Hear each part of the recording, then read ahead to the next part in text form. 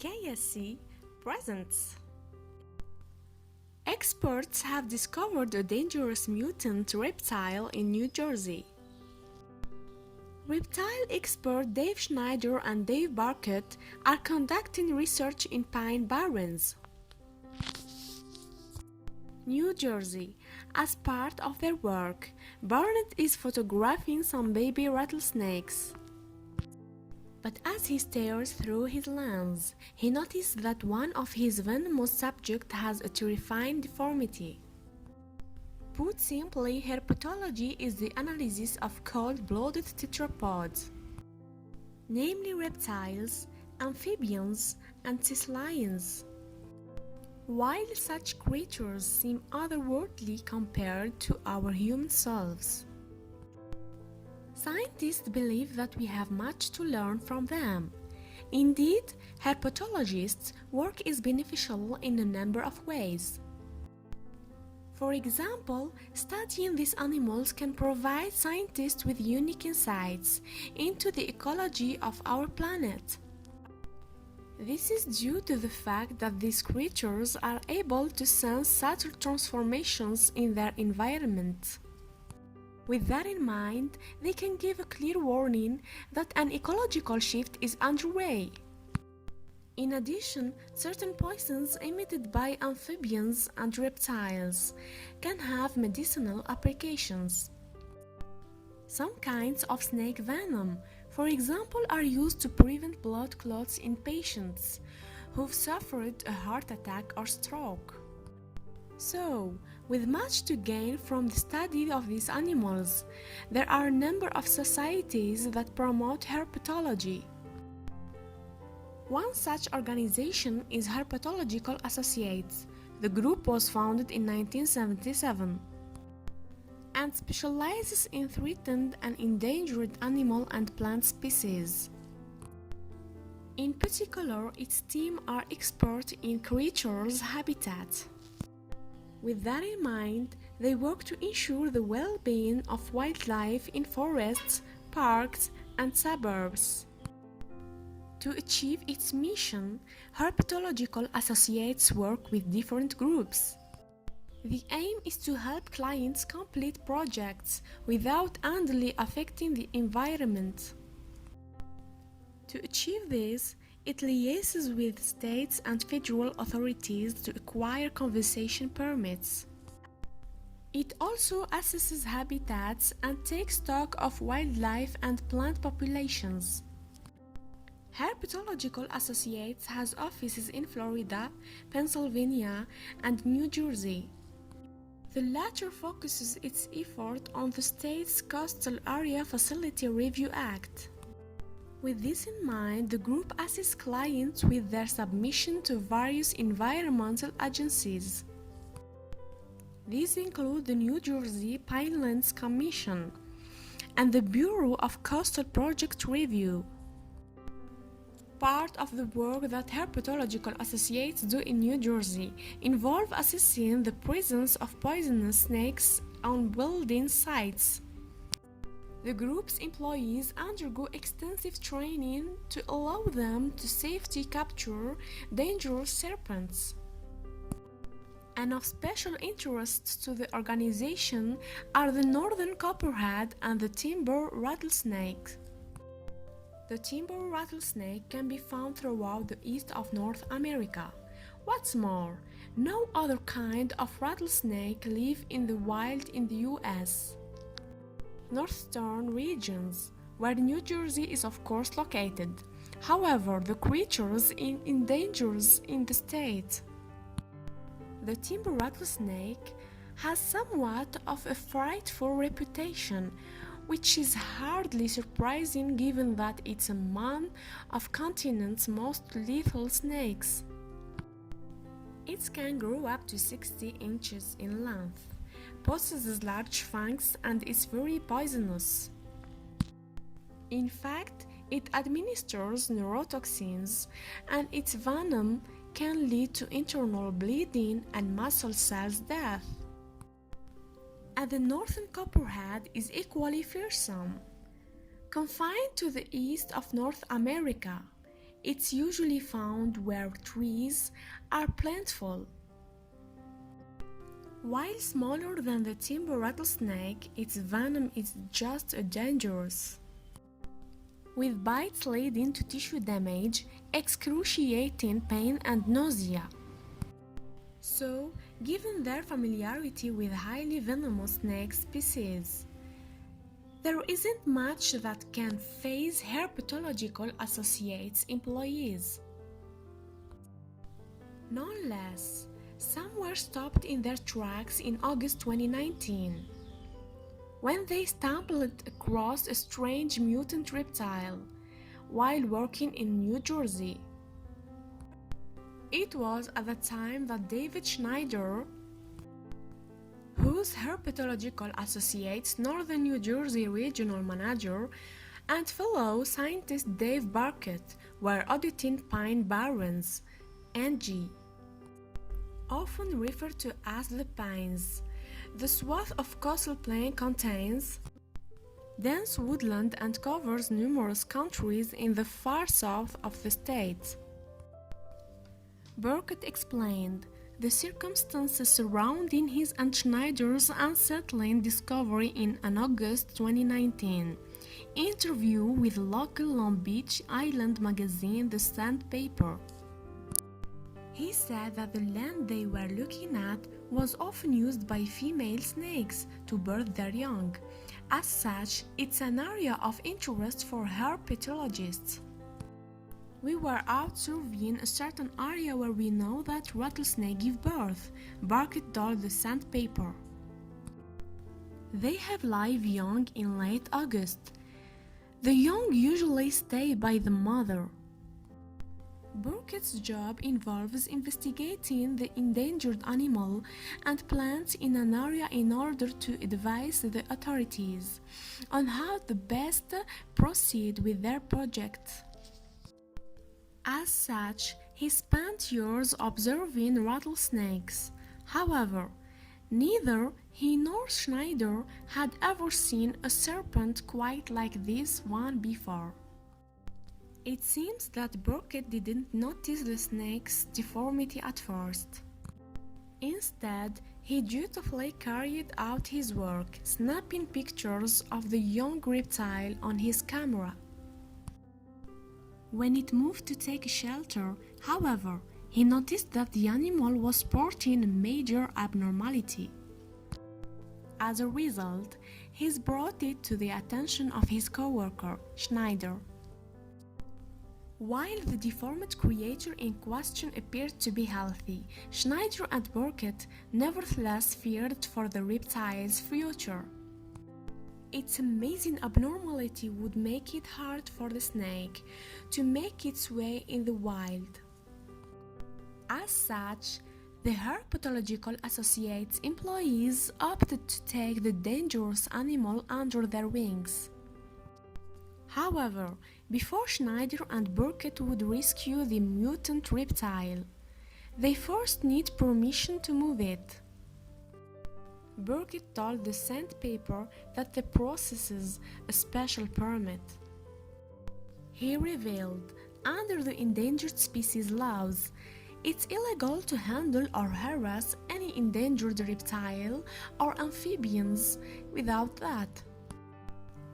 Herpetological Associates CEO Bob Zappalerti later defended Schneider and Burkett's decision to remove the deformed snake. It probably wouldn't be able to survive in the wild, he told NG.com in September 2018. As it was crawling, there's a chance it could have gotten snagged on something, leaving it open to be eaten by predators. With that in mind, Herpetological Associates believed it had done the right thing by taking the snake in. Moreover, the scientific organization will continue to study this curiosity as it grows. There's no way of telling how long the deformed creature will survive. However, Schneider and Burkett's discovery wasn't the first deformed snake to come to the attention of scientists. Of course, for instance, in May 2019, a three-eyed snake from the Australian wilderness achieved viral fame. It had been found on a highway in March of that year. However, it sadly passed away a few months later as a result of its disfigurement. The reptile that Schneider and Burkett has come across was a baby timber rattlesnake. As such, it was capable of administering a nasty and venomous bite. Moreover, despite its relatively young age, the specimen was potentially twice as dangerous as others of its species as a result of its bizarre deformity. That's because the creature in question had not one but two heads. With that in mind, it's a little surprise that the oddity gave Burkett quite a surprise when he first spotted it.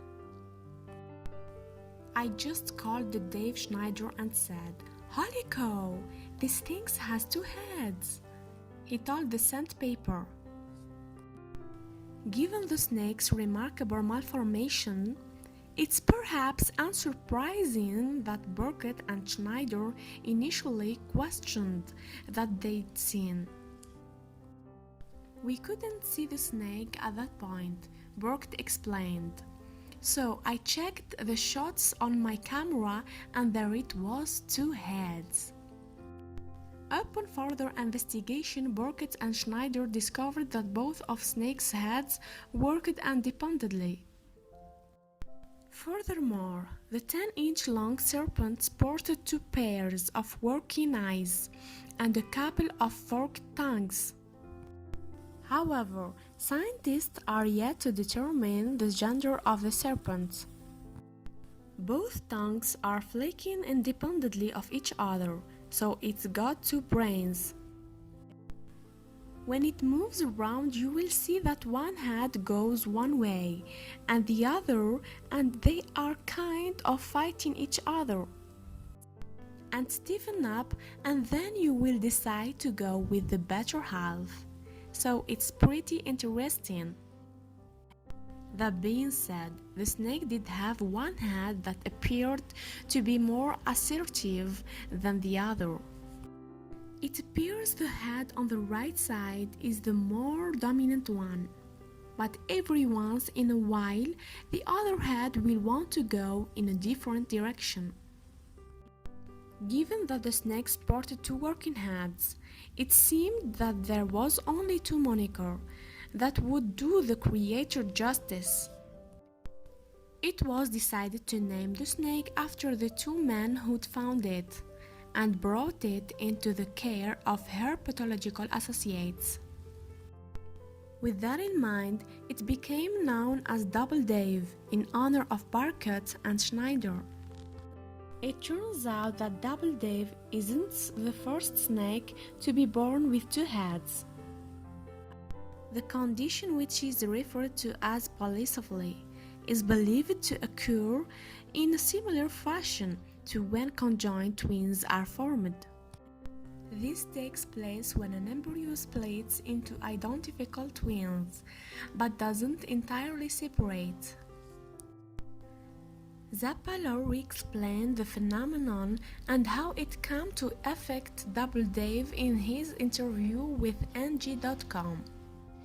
He said, "It probably was meant to be a twin, and its mutated aunt female gave birth to this abnormal baby."